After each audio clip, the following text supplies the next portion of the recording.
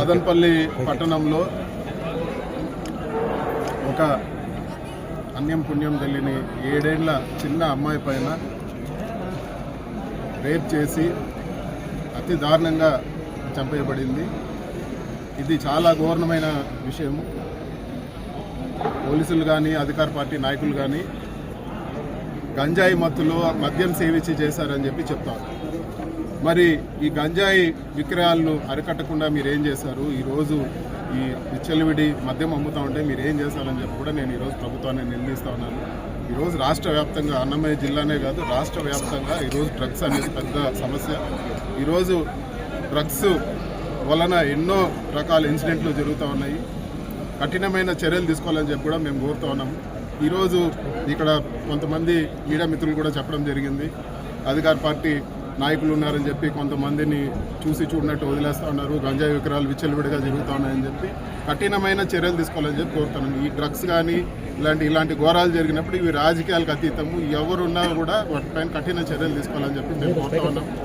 అదేవిధంగా ఒక ఘోరమైన ఇన్సిడెంట్ జరిగినప్పుడు పబ్లిక్ అందరూ కూడా పార్టీలకు అతీతంగా ఇటు వైఎస్ఆర్ కాంగ్రెస్ పార్టీ కానీ బీఎస్పీ కానీ కమ్యూనిస్ట్ కానీ చాలామంది అధికార పార్టీ వాళ్ళు కూడా ప్రొటెస్ట్ చేయడం జరిగింది.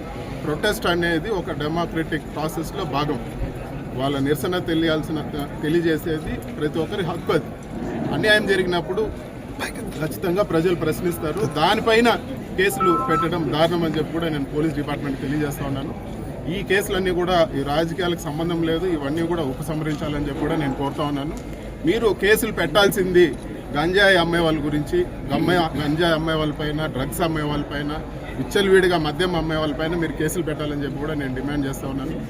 ఈరోజు ఎవరిని అడిగినా కూడా ఎక్కడ దొరికినా గంజాయి దొరుకుతూ ఉందని చెప్పి ఒక కామన్ పబ్లిక్కి గంజాయి అమ్మకాలు వాళ్ళు చూసి ఇక్కడంతా అమ్ముతూ ఉన్నారని చెప్పగలిగినప్పుడు డిపార్ట్మెంట్ ఎందుకు పట్టుకోలేకుంది? ఎందుకు మీరు ఇంత పట్టుదలగా ఈరోజు నిరసన వ్యక్తం చేసిన వాళ్ళపైన పెట్టినంత పట్టుదలగా కేసులు మీరు ఈ డ్రగ్స్ కానీ గంజాయి విక్రయాలు అదేవిధంగా విచ్చలవిడిగా మద్యం అమ్మే వాళ్ళపైన మీరు ఎందుకు చర్యలు తీసుకోవడం లేదు?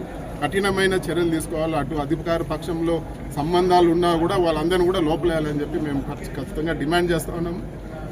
అదేవిధంగా ఈ కుటుంబానికి ఎవరైతే ఈ అమ్మాయి చనిపోయిందో వాళ్ళ తల్లిదండ్రులకు ఆర్థిక సాయం చేయాలని చెప్పి కూడా మేము కోరుతా ఉన్నాము. 25 లక్షలు వెంటనే సాయం చేయాలి. చాలామంది ఫోన్లో వాళ్ళని పరామర్శించడం జరిగింది. ఇవన్నీ పరామర్శలు చేసినా కూడా ఆర్థిక సాయం 25 లక్షలు ఖచ్చితంగా చేయాలని చెప్పి మేము డిమాండ్ చేస్తున్నాం. తక్షణమే చేయాలా. అదేవిధంగా మదనపల్లి వైఎస్ఆర్ కాంగ్రెస్ పార్టీ తరఫున అటు తిప్పారెడ్డి గారు కానీ నిసార్ అహ్మద్ గారు కానీ బాలిక తల్లిదండ్రులు కలిసి ఆర్థిక సాయం చేసేదానికి కూడా మేము ఒక నిర్ణయం తీసుకున్నాము. వాళ్ళ కుటుంబ సభ్యులతో కలిసి వాళ్ళకు తగిన ఆర్థిక సాయం చేస్తారని చెప్పి కూడా మా పార్టీ తరఫున నేను తెలియజేస్తా ఉన్నాను.